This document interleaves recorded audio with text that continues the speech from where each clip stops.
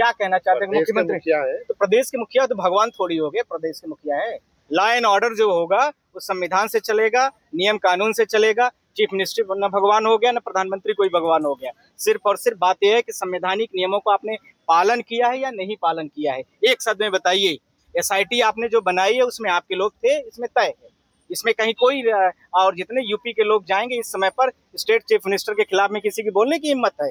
घर में अगले 1 घंटा नहीं लगेगा, नोटिस लगा के बुलडोजर गिरा दिया जाएगा, वो भी इसी स्टेट चीफ मिनिस्टर के साथ में, जो सरकार के खिलाफ में बोल बस दे, उसके बाद देखिए क्या होता है। इसमें कौन सी बड़ी चीज है? तो सरकार, इस समय की सरकारें पूरा काम न करके इस तरीके से लोगों को दबाने की कोशिश कर रही है। इसमें ये भी कहा जा रहा है कि एसआईटी ने उन लोगों तक को नहीं बुलाया जो मुख्य गवाह थे, उनके बिना। मैंने आपसे क्या बोला है? अभी बोल भी दिया, एसआईटी गठित कर दी गई। उस एसआईटी को यही नहीं पता कि इशू भी प्रेम होता है। इस एसआईटी को यह भी नहीं पता है कि हमारे ये छोटे छोटे जो लॉयर्स ब्रदर हैं वो बता देंगे कि गवाह सबूत के बाद एसआईटी है कि एग्जामिनेशन के साथ में गवाहों को सुना गया, सबूतों को देखा गया, अब इसके बाद एसआईटी अब अपना कंक्लूजन देगी। यहाँ तो एसआईटी पहले ही ऑब्जर्वेशन दे दी, भैया ये मिश्रा जी नहीं है, ये चंपत राय जी नहीं है, क्या एसआईटी? आप बताओ ना। को तो ये भी कह दिया जाए राम मंदिर में चोरी भी नहीं हुई, कुछ भी हो नहीं, वो तो सीसीटीवी वगैरह है, तो पता चल जाएगा, वो इलेक्ट्रॉनिक एविडेंस है। नहीं तो पहले जमाने में तो हो ही जाता था ऐसा। आज के जमाने में जैसे ये पिटीशन हमारी है बच्चों वाली, लाठी चार्ज है, पुलिस कह ना रही कि हम पायलट गन नहीं चलाए हैं। देखिए किस तरह से सरकार के जो नुमाइंदे हैं, मंत्री मिनिस्टर बोल रहे हैं, पर हमारी पेन ड्राइव है ना, चलाए दिखाए ना। ये हम अगले दिन पूरे देश में कोर्ट से हम परमिशन कराएंगे कि पूरे देश में वीडियो को फिर चलवाई जाए और बार बार चलवाई जाए, दिखाई जाए किस तरह से भारत देश के सरकार के लोग झूठ बोलते हैं, बच्चों के साथ क्राइम करते हैं और उसके साथ में उनको दबाने के लिए उनको किस तरह से मेंटली डिस्टर्ब करते हैं, हरास करते हैं। इसके लिए बच्चों को शांतिपूर्ण तरीके से पीसफुल प्रोटेस्ट करना पड़ता है। किसी का नाम जेनजी दे दिया जाता है और किसी का नाम छोटे बच्चे कर रहे हैं तो वो उनका कुछ और नाम दे दिया जाता है, जो आजकल स्कूलों के अपने अपने ऑब्जर्वेशन दे रहे हैं। लेकिन सर एसआईटी ने जो छोटे आरोपी थे, तो यादव है, मिश्रा जी है, मैंने आपसे क्या बोला? ये सब छोटे बच्चों को निकालने के तरीके हैं। बड़े बड़े माफिया तो पता नहीं, हमारे घर में भी आए थे मंदिर बनते समय, हमारे भी पिताजी ने बड़े चंदे दिए थे, हमारी माँ ने भी दिया था, पर हम कभी इसको डिटेल नहीं करते कि हमने इतना पैसा दिया, ये दिया, वो दिया। भगवान के नाम पर सबकी श्रद्धा है, आस्था है। हमारे घर में कोई भी आता है भीख मांगने, मेरी माँ उसको बैठाती है, खिलाती है, जो होता है 100 बत्ती आना देती भी है। और मुझे लगता है प्रत्येक देश का नागरिक देता है, चाहे वो हिंदू हो, चाहे मुस्लिम हो, चाहे सिख हो, चाहे ईसाई हो, इसमें क्या फर्क पड़ता है? भगवान के नाम पर लिया उसने, अब उसकी कोई अकाउंटेंसी नहीं है, कोई रसीद नहीं दी गई।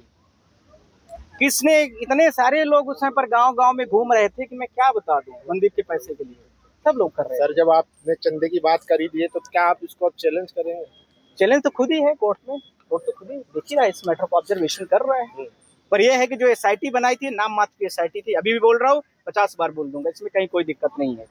ये सिर्फ एसआईटी जनता को गुमराह करने के अलावा स्टेट चीफ मिनिस्टर ने कुछ भी नहीं किया है, क्योंकि वहाँ चुनाव होने वाला है, क्योंकि वहाँ रोजगार नहीं है, क्योंकि वहाँ बच्चों के लिए, अभी देखिए इलाहाबाद में, पूरे इलाहाबाद में पानी भरा है। मैं आपके चैनल के माध्यम से बोल रहा हूँ, वहाँ पर आप देखिए 12 तारीख तक के लिए छुट्टी लगा दी गई है। बड़े सारे ओवरफ्लो रहे, इतने मतलब 6-6 फीट तक घरों में पानी घुसा हुआ है। और लोग वहाँ पर, मैंने देखा कुछ लोग आरती कर रहे हैं, गंगा माता की जय। अरे भैया इसको ड्रेनेज सिस्टम सुधारो, गंगा माता उसमें क्या करेंगी? पूरे इलाहाबाद में पानी भरा पड़ा है। आप वहाँ जाए, क्योंकि मुझे एमपी जाना होता है तो मैं भी ट्राई कर रहा था कि जाऊँगा गाँव, तो ये मैं देखा कैसे कैसे डूब गया। ये सारी दशा है। तो आप ये धर्म और आस्था से मत जोड़िए, सीधा कानून की बात यह है कि एसआईटी प्रॉपर जांच नहीं हुई है, एसआईटी में एग्जामिनेशन नहीं हुआ है, प्रॉपर विटनेस का एग्जामिन नहीं हुआ है, विटनेस इलेक्ट्रॉनिक को भी नहीं चेक किया गया है, विटनेस को इसके साथ में जो ओरल वो ऑब्जर्वेशन होता है वो भी नहीं लिया गया है। ये सब पूरी तरीके से ये कोर्ट में लगाएंगे, 2 मिनट में एसआईटी की जांच की जो रिपोर्ट है उड़ जाएगी, कुछ भी नहीं टिकने वाली है। चाहे उसमें स्टेट चीफ मिनिस्टर आ जाए या कोई भी, जो कानून की प्रक्रिया है, कानून की प्रक्रिया की मैं बात कर रहा हूँ, कानून नहीं फॉलो हुआ तो वो गलत है। चाहे आप प्रधानमंत्री कर रहे हो, या चाहे होम मिनिस्टर कर रहे हो, चाहे स्टेट का चीफ मिनिस्टर कर रहे हो, इससे कोई फर्क नहीं पड़ता है। नियम कानून सबके लिए बराबर है। अब ये है कि संविधान आप पलट करके काम करोगे तो कर लो, जो करना है तो कर दो। सर फर्जी डिग्री को लेकर कोर्ट ने आदेश दिया है कि उनकी जांच होगी, तो दिखानी भी चाहिए। किसकी जांच होगी? तो फर्जी डिग्री वाले वकील है, वकीलों के लिए बोला गया। जांच होगी। हमने ये बोला है कि हम नेताओं को भी शामिल किया जाए, जिसमें मिनिस्टर्स हैं, जिसमें एमएलएज हैं, एमपीज हैं, और इवन भारत देश के सबसे बड़े उच्च पद में बैठे हुए व्यक्ति के बारे में भी थोड़ी चर्चा हो जाएगी इसी के बहाने। वकीलों का तो रजिस्ट्रेशन सबके पास है, सारे बारों में है, भारत देश में 30 बार हैं, सब बारों में मिल जाएगा। फलाने का वहाँ है, ढिकाने का वहाँ, वहाँ कॉलेज से पढ़ा है, वहाँ से है, इसमें सीबीआई की जरूरत ही नहीं है। पर उनका बताइए जो गुमशुदी टाइप की रिपोर्टें हैं, जो गुमशुदी टाइप की मार्कशीटें हैं, जिनके आज तक कोई दोस्त नहीं मिला होगा, इनका कोई क्लासमेट नहीं है, उसके बारे में थोड़ा सा हो जाएगा, इसी के बहाने में वो भी पता चल जाएगा। प्रधानमंत्री की डिग्री भी आएगी। अब पूरे भारत देश की बात मैंने के लिए, प्रधानमंत्री देश से बात थोड़ी है। इनकी एसआईटी के ऊपर एक सुपर एसआईटी बना दी जाए, वो ऑब्जर्वेशन क्लियर हो जाएगा कि कितना किस में क्या सच्चाई है, कितना झूठ है। ये एसआईटी सिर्फ जनता को कुछ समय के लिए ठंडा करने का एक तरीका है, और इसके साथ में कोई बड़ा बवंडर न हो, इसलिए एसआईटी के माध्यम से जांच निकाली जाए, ये एक तरीका है। ये इस एसआईटीज का सिर्फ और सिर्फ सरकार को बचाने का, प्रोटेस्ट करने के अलावा और कुछ भी नहीं है। तो मुख्यमंत्री साहब थी तो उसकी कोई अहमियत ही नहीं है।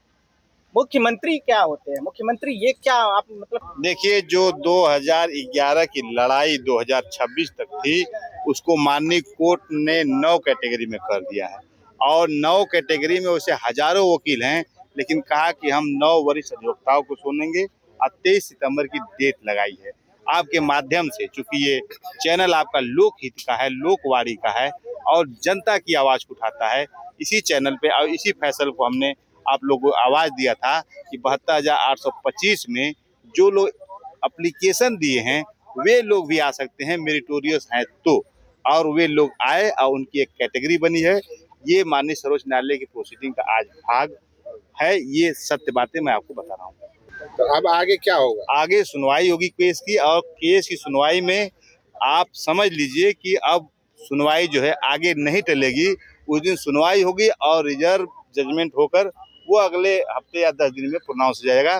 तो 2016 की लड़ाई 2026 के सितंबर या अक्टूबर माह में उसका निस्तारण होना तो निश्चित है। इससे छात्रों को लाभ मिलेगा? छात्र ही नहीं, छात्र ही तो अध्यापक लोग बनने वाले हैं। हाँ। जिस गुरु लोग की कमी हो रही है ना, आजमगढ़ में आप देखे होंगे कि अल्फा वाले आ गए हैं, जो है उसी स्कूल्स में पढ़ा हूँ। ये सत्य बात है कि जो हमारे प्रिंसिपल थे रामवृक्ष राम जी, वो केमिस्ट्री पढ़ाते थे। उसके बाद मैं 1999 में हाई स्कूल पास हुआ, वहाँ पे प्रथम श्रेणी मेरा बोर्ड लगा हुआ है। तब से आज तक जो है केमिस्ट्री का टीचर नहीं है। फिजिक्स से थे, मेरे पिताजी खुद जो है मास्टर थे मैथ के, वो एक्सपायर हो गए, रिटायर हुए, इसके बाद एक्सपायर हो गए। तो अव्यवस्था है लोगों के बीच में जो आ रहे हैं ना। आप प्रधानमंत्री जी लाल किले से प्राचीर से कर रहे हैं, बड़े स्तर पे हमने काम किया। कौन सा स्तर काम का? तो केमिस्ट्री का टीचर नहीं ला पाए आप, जो है ये कौन सा स्तर? देख लो आप। आज के बाद लगातार सुनवाई होगी। हाँ, नहीं लगातार। उन्होंने जज साहब ने ये कहा है कि इस केस के अलावा दूसरा केस मत लगाना। आपको जो सुबह 10:30 बजे से लेके 1 बजे, फिर 2 बजे से लेके 4 बजे तक सुनवाई हो जाएगी। तो दुनिया का कितना भी बड़ा केस होता है, दीपांकर दत्ता साहब तेजी से निस्तारित करने वाले केस को है, समझने वाले। बच्चों को छोटों को बहका रहा है कि वाकई में नहीं बहकाए। अच्छा ये बताओ, तुम्हारे पास केमिस्ट्री का किताब नहीं रहेगी, तुम्हारे पास कलम रहेगी, तो मैं इसको बहका पाऊंगा? मैं तो कहूंगा ना मेरे पास किताब नहीं है जी, कलम नहीं है, मेरे पास मास्टर नहीं है।